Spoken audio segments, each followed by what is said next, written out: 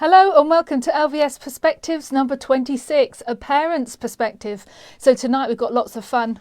I've got the raffle tickets here, all mine at the moment, but we're going to be giving them away shortly. So to start tonight off, we have Lindy and Sarah from the PTA, and then please, as our parents come in, give us your questions, anything you like. We're going to have a great discussion tonight. But over to Sarah and Lindy from the PTA. Hello everyone, thank you for being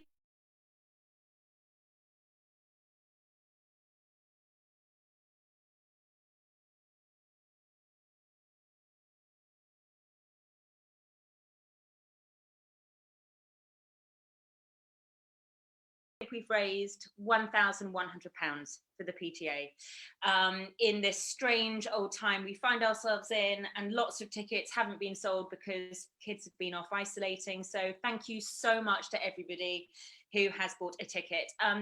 Just whilst we've got this little platform, I just want to say thank you to everybody across the school who's helped support the PTA this year. Your support's been unbelievable. Bag to School, which was last week, again, we nearly cancelled, and we're really pleased we didn't, because we raised £360. We've got the big the Gothic Ball coming up in October, which we're going to start advertising soon. But we just want to say thank you to everyone who helps and supports us, and all of the PTA and all of our volunteers who are awesome. So we have got our raffle, and we have about 18 prizes, I think. So thank you to everybody who's generously donated for the prizes for the raffle. It's been awesome. We've got quite a lot to go through, so we're going to get going. So Christine, if you want to roll the drum. The first prize is a £50 voucher for Elk Silver, and I think that was a lady called Emma who donated that, so thank you very much. Ticket 02444, Hogan. Have you got that? Congratulations. That's a year 6 Well parent. done, well done. The next prize we have, Venture Photography in Eton have generously donated a £245 gift voucher for one of their fabulous photo shoots. So thank you to Venture Photography. This is 03481, Heather Dean. Well done, Heather.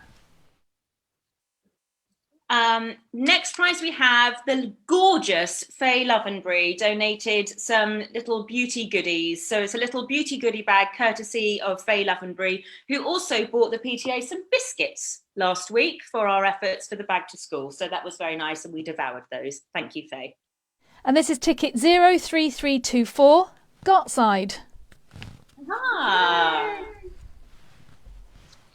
The next prize is a really fab one, and I really hope I win it. The gorgeous Lou Holmes, whose daughter Holly is leaving us at the end of this week. She's going to another school, and we wish Holly lots of love and luck at her new school, and to Lou as well.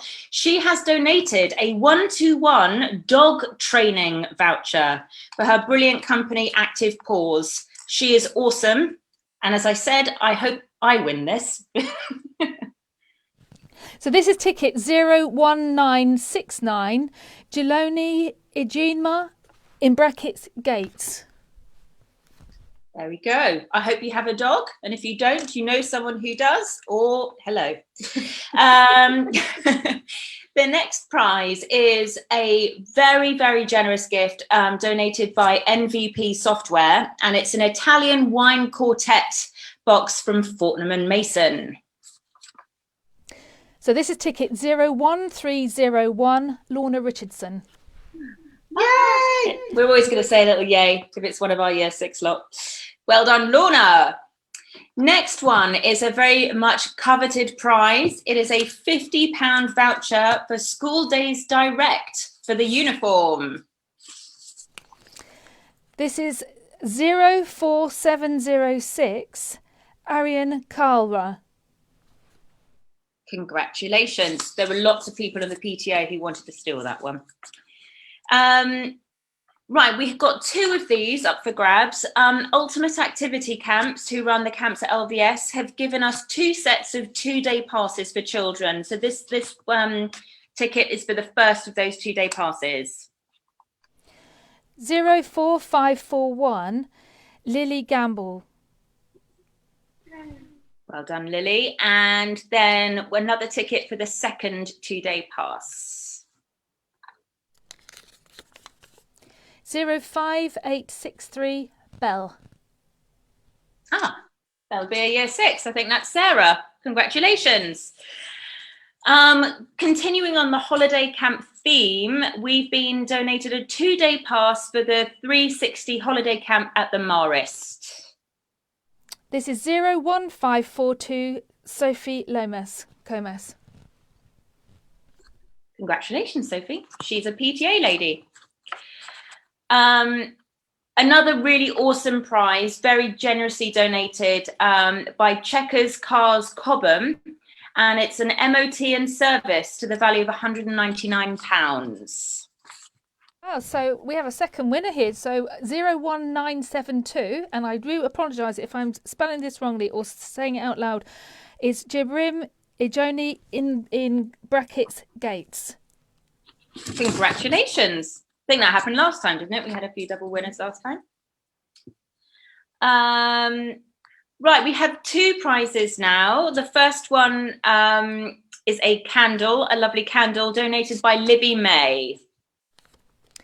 This is 02247 Joe Pendlebury. Congratulations. And the second prize donated by Libby is a bottle of wine. 03017 Hema Obhi. Enjoy your wine. Again, that could easily have been stolen, but wasn't. We have, next prize, a meal for 2 at the Royal Foresters. So if you feel like you can't get away from school, just head back next door. 03167 Eleanor Jameson. Another PTA lady. Congratulations, Eleanor. Right, another really cool prize. This is for 2 golf lessons at Lavender Park Golf Club.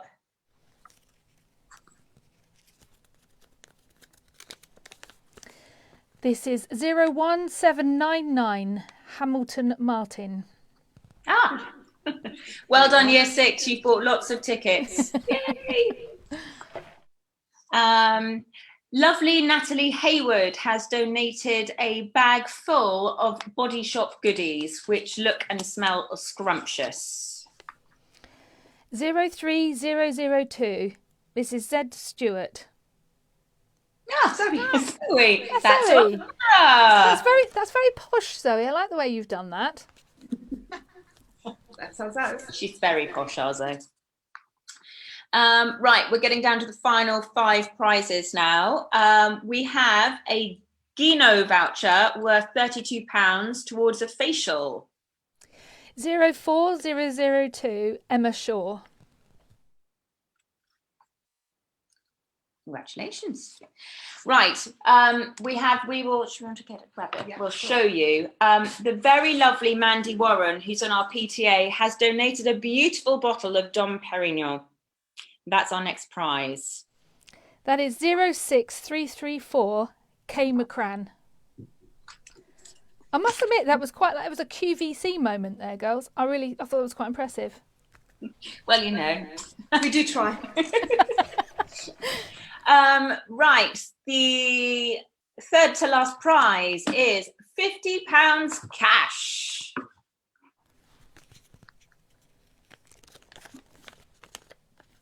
Zero 4697 Karen Charles. Yay! Yay! Year 6 are killing it. They are. And then the second to last prize, £100 cash. Okay, 01949 Salmon. Is that our Claire? Yeah, Yes. That'll be Claire. Congratulations, Claire. Okay, the big final prize, which is £200 cold hard cash. Is 01097 Brick House. There we go. Well done. Fabulous. Thank you, everybody, particularly the Year 6 parents, who I think have kind of swept the they- board.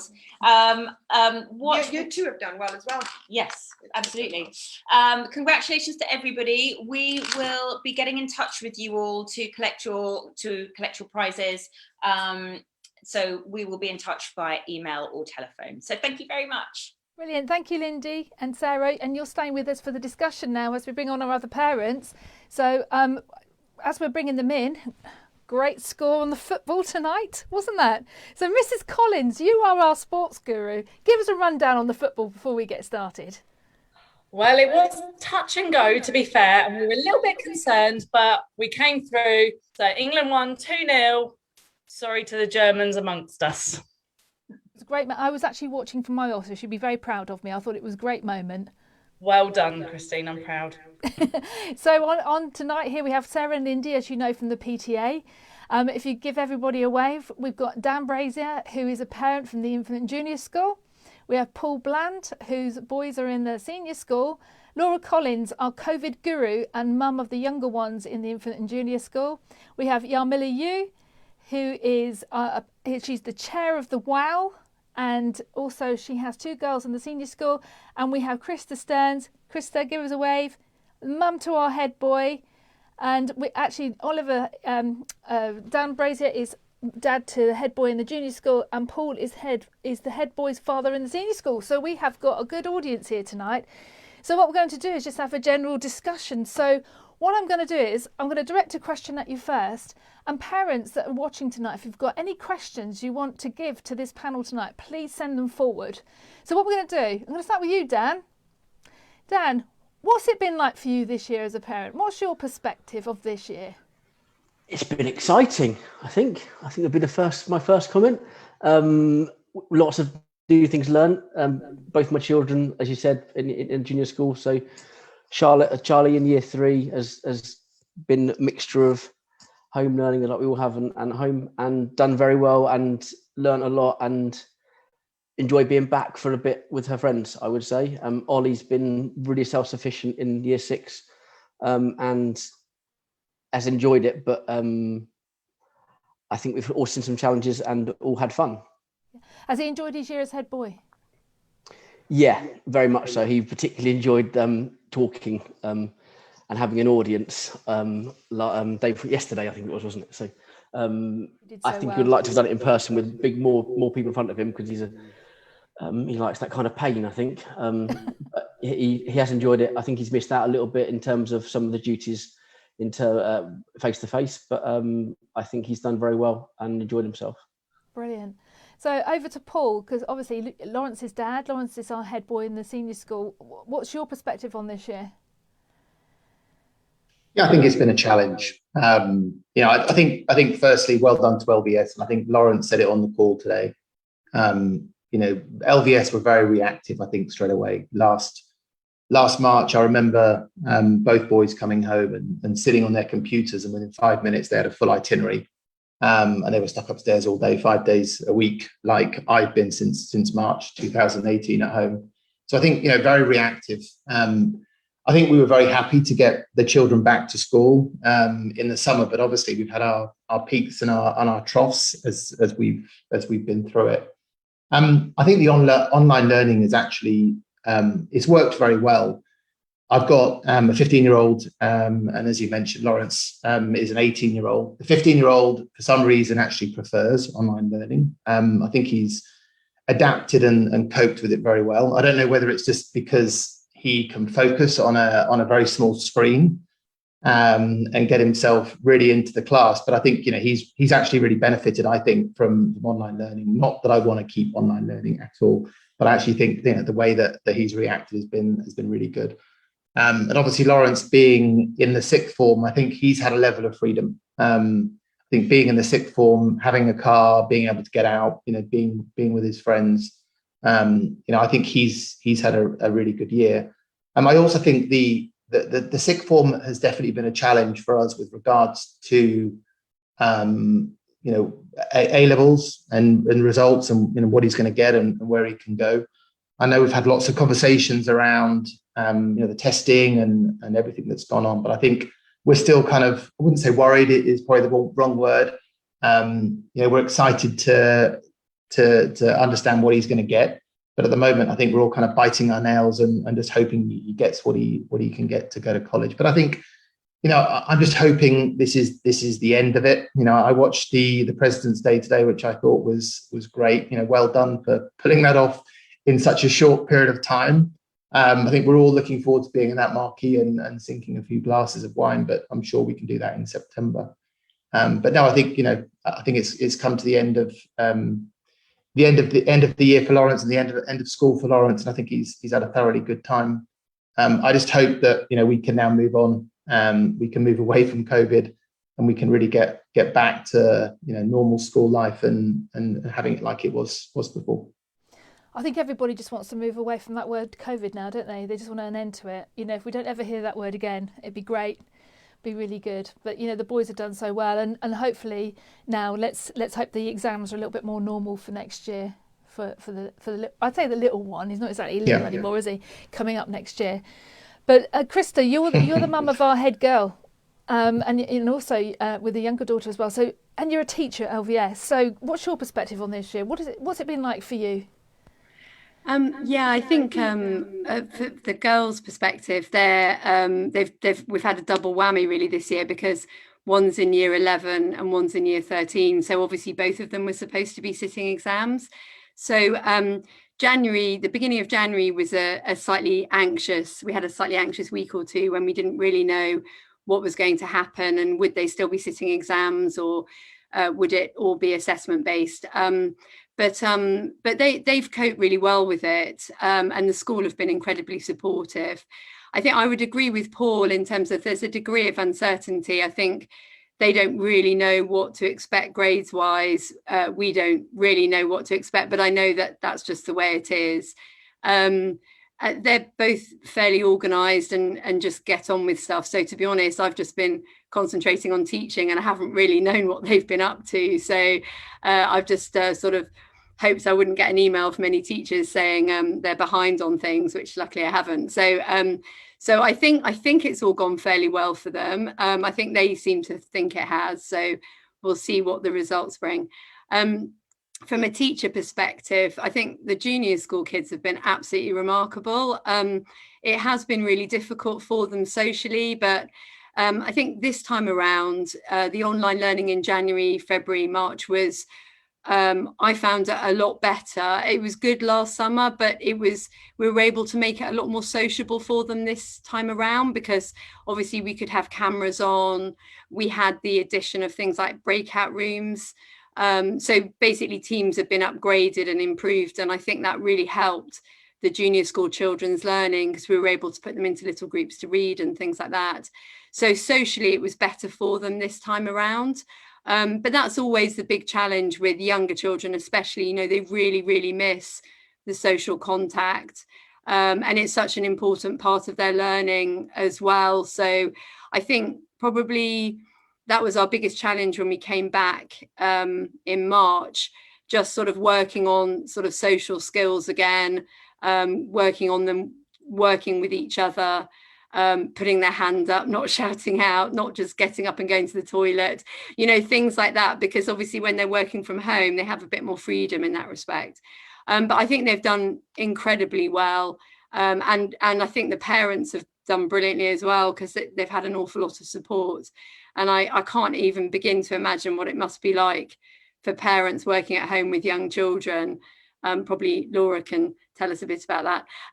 But because like I say, my girls, they're entirely independent, but I think it must be incredibly challenging. And I think parents have done remarkably well to cope as well as they have. So well done to the parents and the children. And well done to you too, because teaching young children, having two daughters as well going through that, I can only imagine how fraught it's been in your household at times. So let's go over to Laura, because obviously I think she's got the youngest children here on the call tonight. So Laura, tell us a bit about your children and how have you all coped? Well, I certainly have a newfound respect for infant and junior school teachers, I have to say. Being a senior school trained teacher and then having to homeschool a year 1 and a year 3 child, whilst working as well, was incredibly difficult. But I have to say it is testament to the infant junior school staff at LVS, because they were so independent. They helped the children so much. And it was very much about driving them to still be enthusiastic, to still be sociable, to still learn, to still have that enthusiasm to learn whilst being independent. So I can't fault, the quality of the teaching that was from the infant junior school, which allowed me to get on with the job that I do as well, and also my husband to do as well. So, it was great. It was very difficult, but it was a challenge, but it was brilliant as well in terms of what they've learned and how much they have come on as well. And that's down to LVS. Brilliant. And thank you. And also, obviously, new in post on the senior management this year, and you had the lovely title of, person in charge of COVID. So what's that been like? Yeah, Christine, I have checked my job description and it isn't in there, and it's not in my contract. So either you've lulled me into a complete false sense of security, or we were all hoping that by September it was going to be over. So I'm going to hope it was the latter, and that was actually what had been planned. But from a professional point of view, it has been a massive challenge. But I would like to take this opportunity to thank all the parents and the students for their understanding, because I am the deliverer of bad news. I am the one that, when everyone gets an email from me, they dread when it says self-isolation or positive COVID case. I'm the one that they curse, and I do apologise for that. But I was in the same situation with the year threes the other week, with my daughter having to self-isolate, and it is what it is. But I do thank parents, because it has been a challenge, but your understanding has made it so much easier. So thank you. Brilliant. Because it must be so frustrating. I mean, I haven't had that as a parent, my children have left school now, but I can only imagine what it's like getting that call. And I thank the staff and the parents, because all weekend when the news was coming through, it was a changing feast by the minute, wasn't it? And it was very challenging. So, thank you to our parents, because it has made our job so much easier. And yes, Laura, I can take it, but I really did think it was going to be over by September. I keep getting proof wrong. So I'll trust you. Yes, I have a bit of a rest over the summer, because we might need you again in September for it. And then let's bounce back over to the other side of school. Jan Miller, you're the chair of the WOW. Can you give us a little bit of perspective on what WOW have been doing this year, and the industries, and you as a parent too? Oh, yes, absolutely. So the World of Work group is a group that we've got at LVS, and it's for parents, and it's for parents in business. And it's really to sort of unleash the entrepreneurship gene that we've got amongst that parent body community. So whether you're running a business or you're working in industry, the group is there for you to be part of it. During the lockdowns, we've continued to meet. We do a business networking on a monthly basis, and we also do an evening networking to talk about how we can support the school to make education and bridging the gap between education and the world of work. So there's two different types of meetings. One is very much business networking focused, so that we can support those parents that are running businesses or looking to start up a business, really. And then the evening meetings, which are focused on skills and then into the world of work. So those are the two things that we've got with WOW. We launched the business networking before COVID had hit. So what we did during COVID times, should we call it, we moved those meetings to Zoom, and that was a real lifeline for so many of us to just have people to talk to and connect with and sympathize. So a lot of it was moral support. It wasn't just heavy duty business networking. We are people at the end of the day. We're not robotic business folks. So we've kept that going the whole way through COVID. We kept the evening networking to support the school. A few initiatives that we managed to do during the COVID turmoil was supporting the school with relaunching its careers pages on the website, and creating a real LVS advantage for the students there. So that there's more information going to be posted up to that website, freely accessible by parents and the students, to help them really unearth career journeys from their studies into the world of work, and also understand what's available, so they can get those all important work experience, internships, apprenticeships, information on university, there's many different options out there to support children going into the world of work. So we were supporting that. We've also done various other pieces to support the school during the time. But personally, the past year, 18 months, whatever it's been, have to say, expect a joke now. Please do laugh. So I'm warning you, giving you that 3-minute warning. It's been a game of two halves. Boom. Had to do it with the football tonight. Sorry. My kids are not listening, so they won't be cringing. Mum joke. But it started off really badly. Both myself and David, my husband, both had COVID. So we were taken out of our business, taken out of society for many months while we recovered. And then focused on sort of recovering the business. So that was the tough time. The children were phenomenally good. They supported each other through that because Mummy and Daddy obviously couldn't be in the same room as them. We couldn't hug them. We couldn't look after them. We couldn't cook for them. So they had to really grow up really, really fast.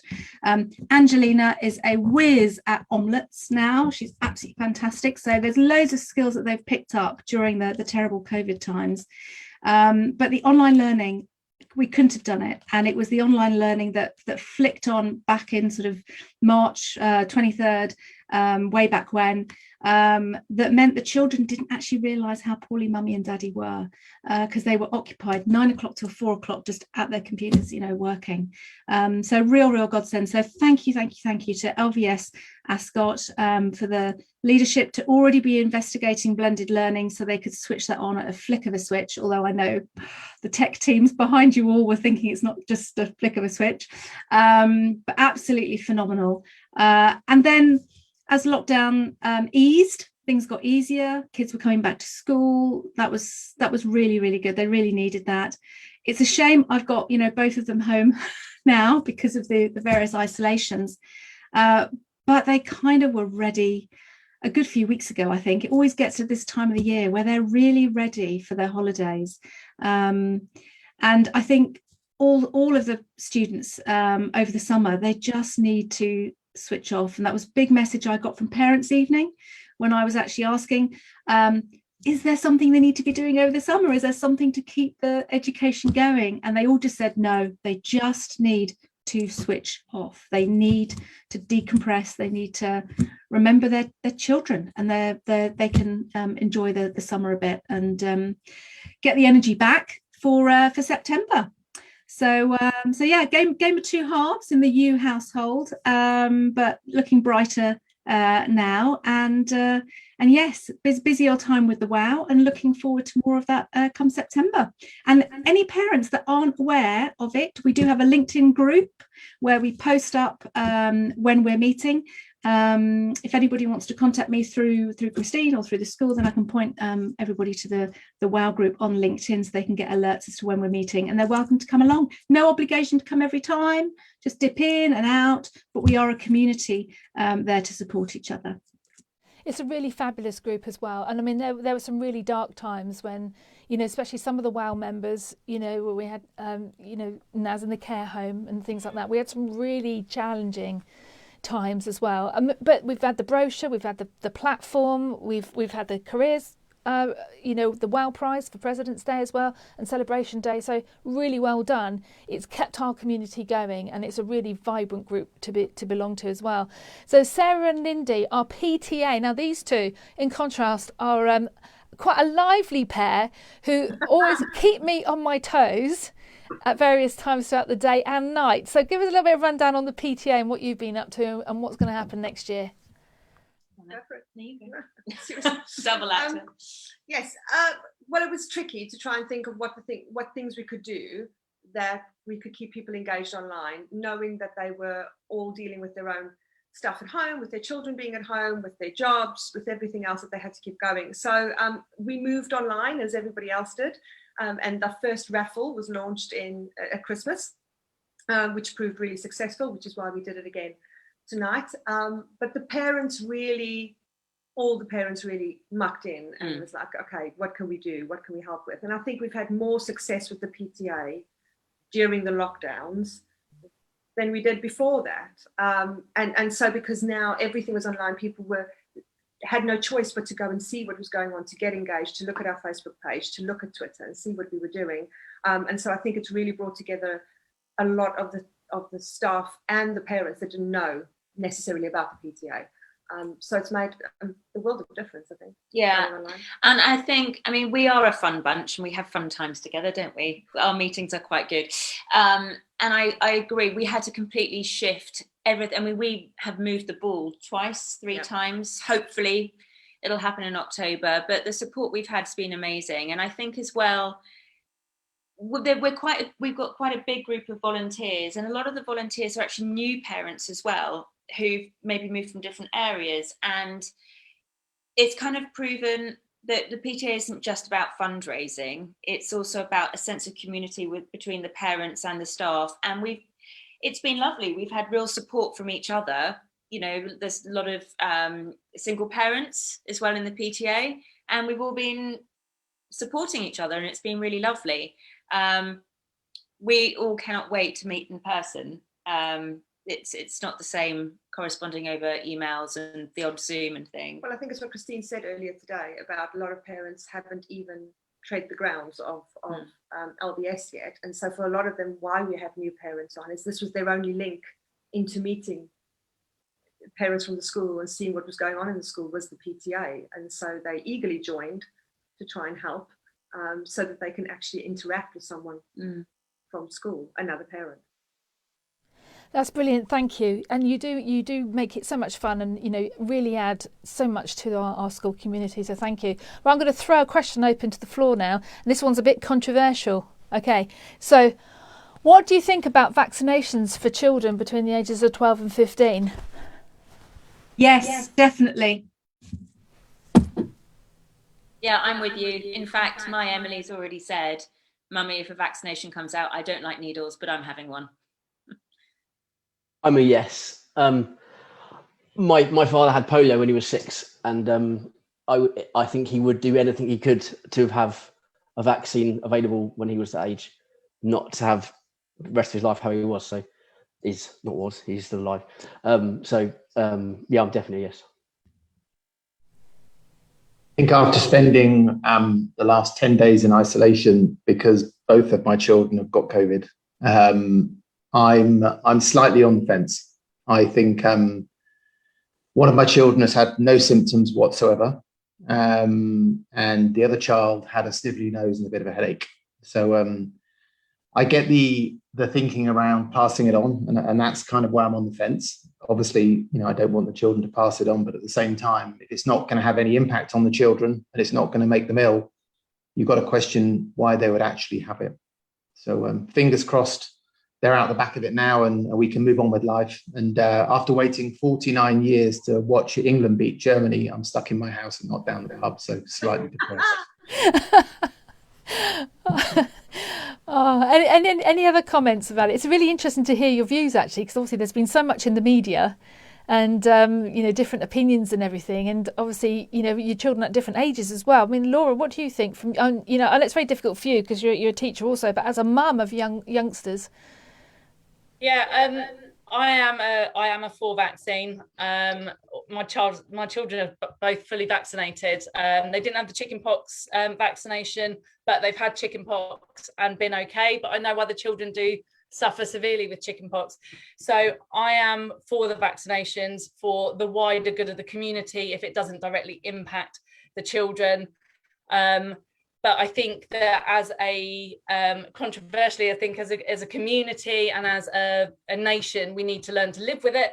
You know, the amount of children that we have out of school at the moment, self-isolating, it's not sustainable in the future for such a small number of cases within our school community. So I think we need to work on, you know, whether or not we do continue with kind of the testing route, whether we do go down the vaccination route, but we can't keep having this number of children outside of school for such a small amount of cases. So I think that's what the government really need to work on at the moment, is working out a way of getting our children back into full-time education and not having this looming threat of isolation periods over them.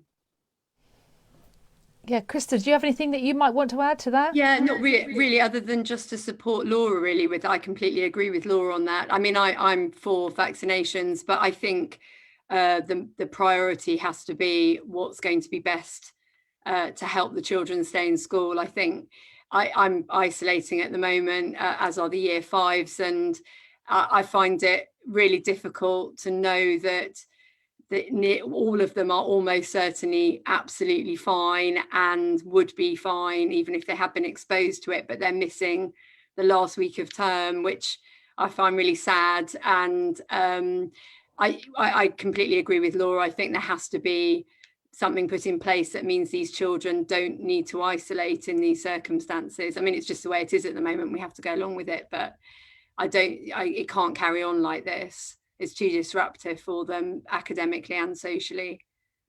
My added concern, Christine, is that for the majority of children and for many adults as well, they may well not have symptoms, or they may well get over it very, very easily. But you almost can't tell, because some people that weren't vulnerable, didn't have pre-existing conditions, really, really suffered. So for the children, and both of mine would qualify as being vulnerable because they suffer with allergies, and one has had a pneumonia in the past. I would be concerned to think that maybe she would be exposed, and they would, either of them would have it and not fare so well. So we may think they're young, that they're okay, they'll get over it, but you can't tell by just looking at a child whether they may have pre-existing conditions or vulnerabilities such as allergies. And at the moment, we just don't know whether any of those particular allergies, asthma, nut allergies, etc., would mean that you would suffer worse with it. I'm not medically trained, so I'm not giving out any advice here on this, but that would be a concern that I would have. So several reasons for voting for it. Yeah, and in fact, Ben, who is the housemaster of Blenheim, he's in the control room here at the moment. He's just put a note up saying that he was getting pestered by pupils about when could they get vaxxed. That's a very kind of thick form, when vaxxed, a new word now. And at least two of them had them booked. So it looks like youngsters are doing it themselves now. They're getting themselves vaccinated. But it is such a personal choice. But, I can understand the parents of disabled children in particular, that it's a priority to save them. But as you say, we just don't know what the science is, and all we can do is trust in the government and the scientists that are advising us. So we do the flu jab for children, or the nasal flu treatment. And if they're saying that COVID will always be with us, even if we don't want to talk about it, it will always be there, then maybe it will become normal just to have, it's just another jab that you have, like the flu jab. Let's hope it does. And if you're listening out there and you've got any questions or queries, please put your comments in, because we can ask the panel. But I'm going to move on to a really controversial one now, and that's the RSE policy in schools. So that's the relationships and sex education. And obviously there's a lot in the press at the moment with everyone's invited, and the Ofsted review as well. And are we teaching the right topics at the right age? And we've got a range of parents here. Now, I'm going to throw it over to Lindy and Sarah to start with. They've got girls in year 6. Tell me what you think. Well, interestingly, they had it in the sex education in the last week, didn't they, for a couple of days. So it has been the topic of conversation. And as you can see, we tend to be together more than we really should. So we've bubbled, people, we're allowed. And so we had the girls out on... When did we have them out this week? Friday night? Yeah. Friday night. And they were quite open, as they are, our two, to talk about what was discussed that day and so on. I think I haven't personally seen it, so I don't know exactly what they've been told. It seems like they're quite comfortable with it. It seems like they said quite sophisticated and grown-up things in response to what they've seen.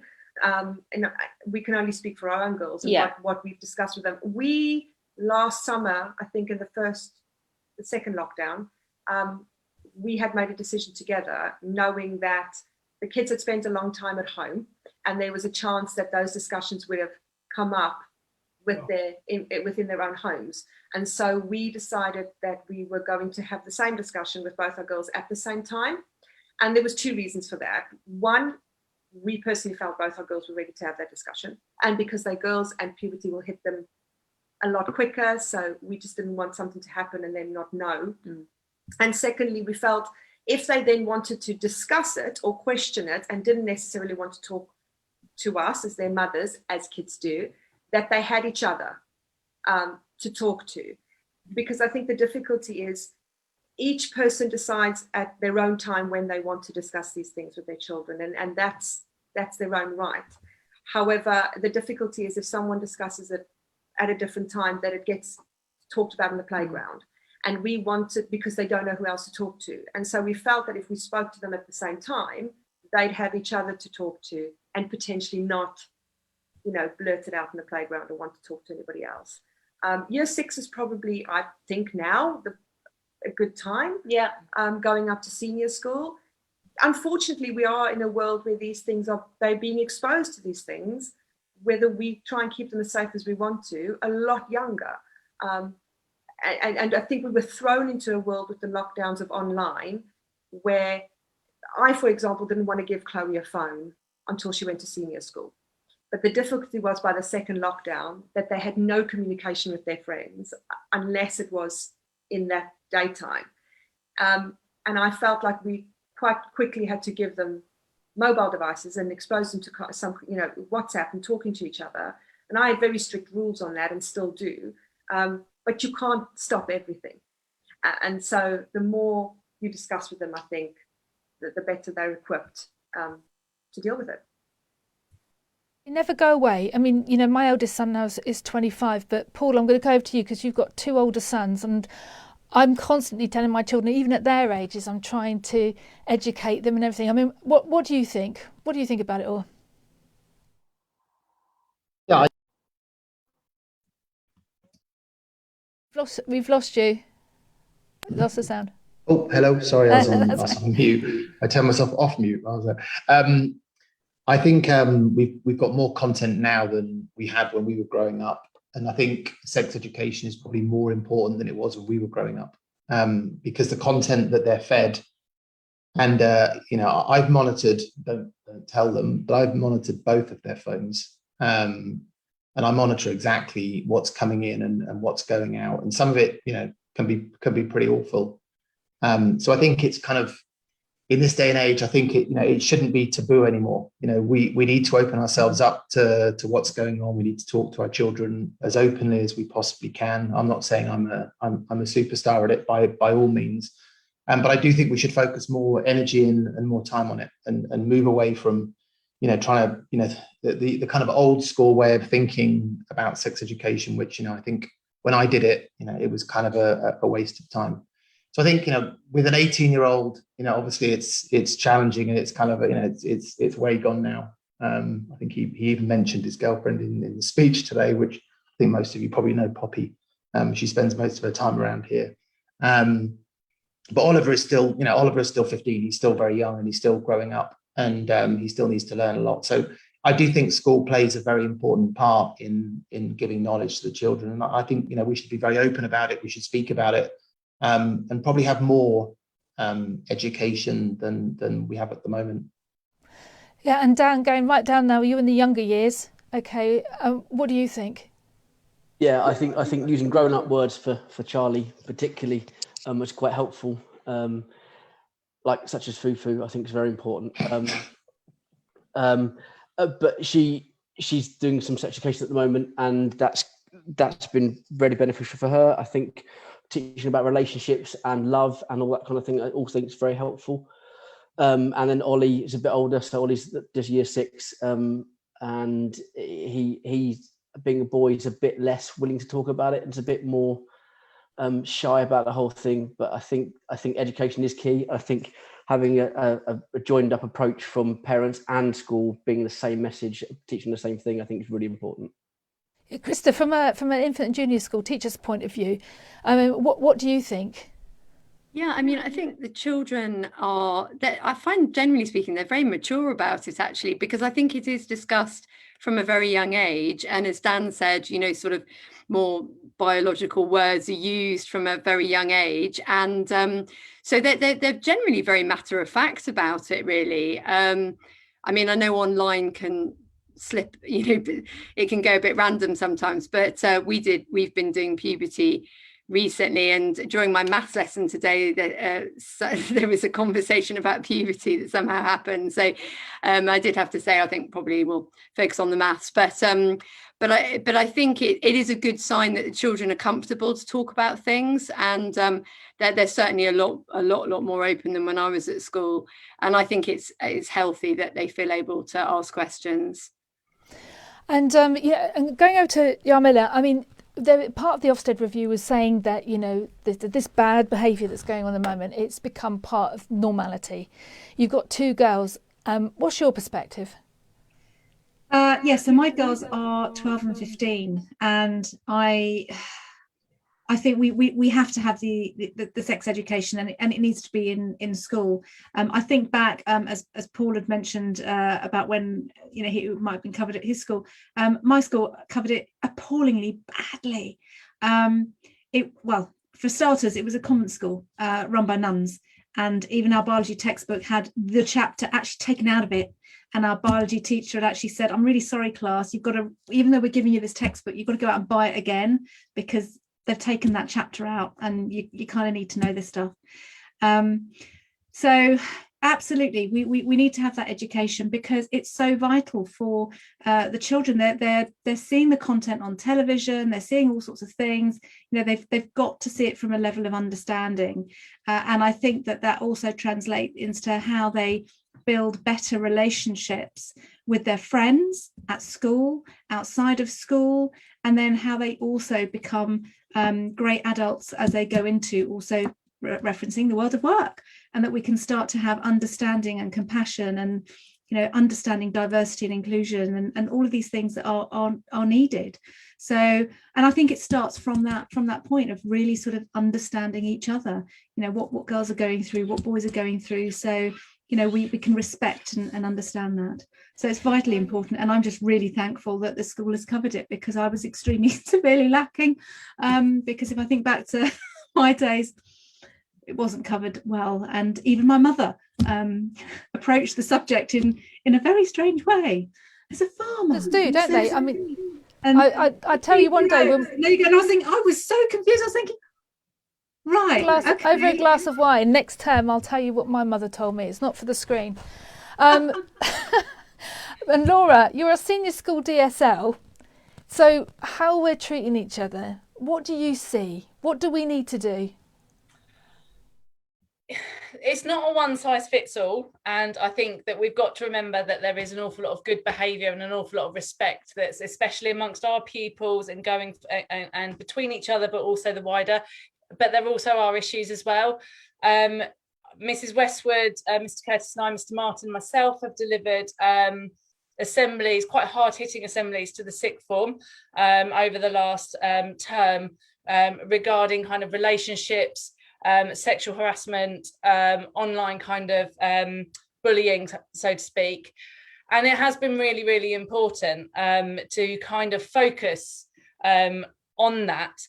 But the key thing is that there are lots of good behaviours out there, and it's about demonstrating and about honing in on those good behaviours and using those people as role models and using those behaviours as role models to reinforce the good and to reinforce how you should be treating each other, whether sexually, whether through friendship wise, whether through a loving relationship. It's still got to be very much, enhancing those good behaviours as opposed to focusing in on the bad things all the time.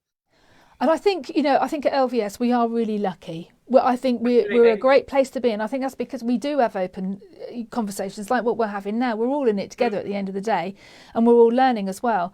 I mean, Faye put up a really good comment here. She was saying that if they could see something about the actual what's been going on there, she said it'd be awesome if we could see what they have seen. Absolutely think it's right thing to do, and what was being talked about by the boy child afterwards was great. But would love to be able to support the school more by seeing specific material. So what we could do actually, because tomorrow we're actually debating the RSE topic as an SMT, we're looking at our curriculum, we're looking about what we might not be doing, because we have to make sure that we've got the right language, and we have to make sure that we address it, because in a lot of schools it's a really big problem, and what we don't want to do is start having a problem because we're not doing what we should be doing as a school. So we're really getting to the bottom of this tomorrow so that we can hit the ground running in September. And Mrs. Cox is here, so she says, she thinks it's important to say that it's not just sex ed, it's very much relationship education as well. We would normally show parents all our materials, but this year it's been tricky to have those meetings. Absolutely. And I think now's the time. I think there's going to be a lot of change in what we do. I think we're going to have to go a lot further down into the school, a lot younger. Michaela's saying here, learning about relationships has never been more important. Our children of all ages have lived in a very artificial world over the last 15 months, and we need to help them. And just on that, if you think about the kids that were in year 6 2 years ago, they're now in year 8. And this is where we're seeing nationally an issue with year 8 with behaviours, because they're probably very still young children in young adolescent bodies. I'm not sure how I might have coped with that at the time as well, if that had happened to me.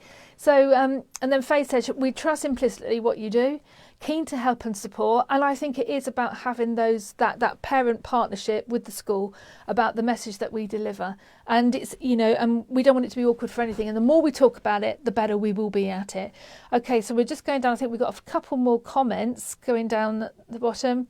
No, so that's it. So if you've got any other comments coming through, then please, we've got about 5 minutes left, but let's have a parting shot from everyone now. Sum up your perspective, starting with Lindy and Sarah. Right. I think for myself, I was talking about the vaccinations earlier. I would love to just get Chloe vaccinated so I don't get a Mrs. Collins email, to be fair, because I've had 2 very, very close calls with Mrs. Collins this week about having to go into isolation. But I wanted a few staff members standing. So, and I'm going to make it to Thursday. But I think LVS has dealt with this impeccably. They have learned and learned through every lockdown and implemented those learnings. And I have now seen it throughout these 3 lockdowns as just not just a parent, but as a staff member most recently. And it is incredible. And the kids just really know what they're doing. And I was actually saying to Sarah earlier today, I don't do soppy moments, Christine, you know that. But there was a moment today where I just thought, as much as it is, we laugh and we run around and it's every day there's something new. Every single thing that gets done with the children at the center of it. Literally, and I can say that because I sit there now every day and I watch it happen. Literally last minute decisions on let's now do this and let's now do that. Let's quickly do this. And it is because we're desperately just trying to make it as best we can for the kids, from the parents and the staff. So we've done it, and I'm hoping September we no longer do this because we need a party.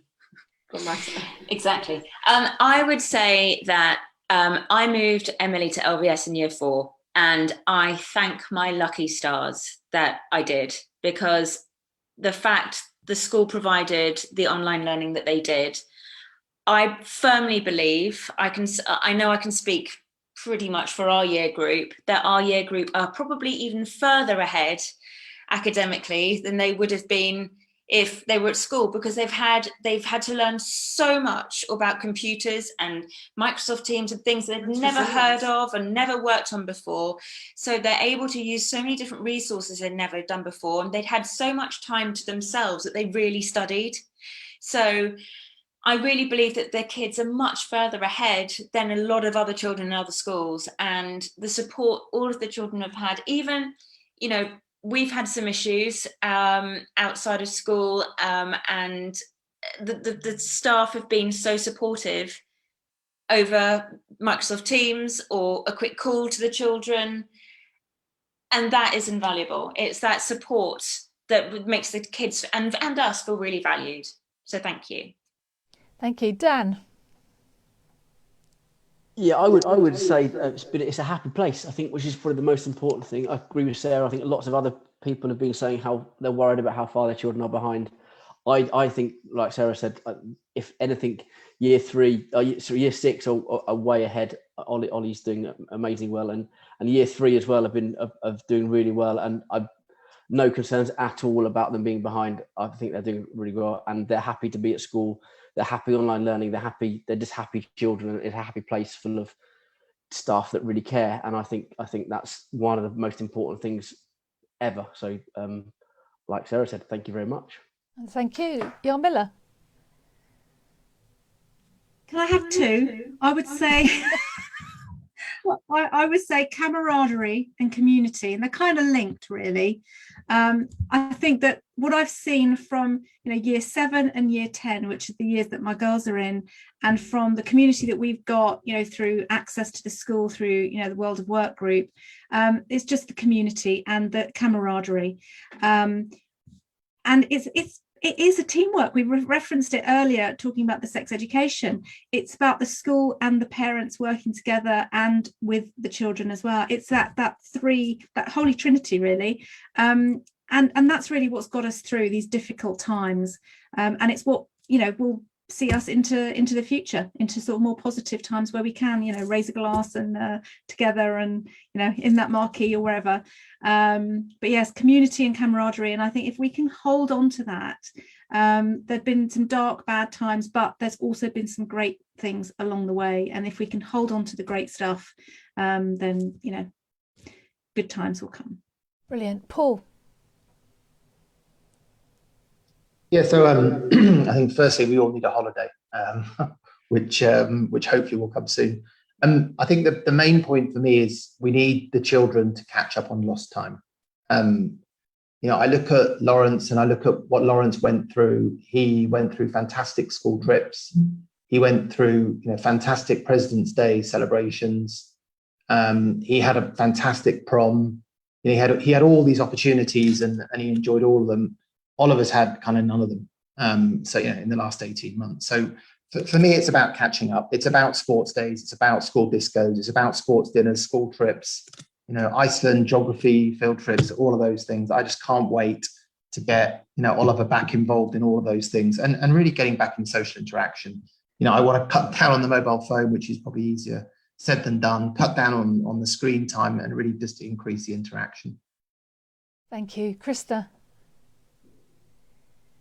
I'm going to agree with Paul again, actually. I think last March, LVS were way ahead of the game when it came to online learning. I have colleagues in lots of different schools, and I don't know any school that was as well prepared and as ahead of the game as we were.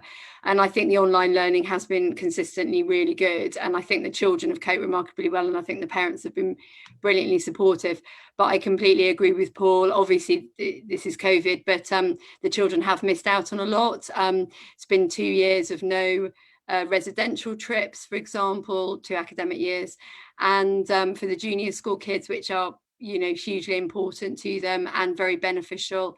So I think, we just really look forward to getting back to those sorts of opportunities, which are just as important as the academic side of things. So thank you.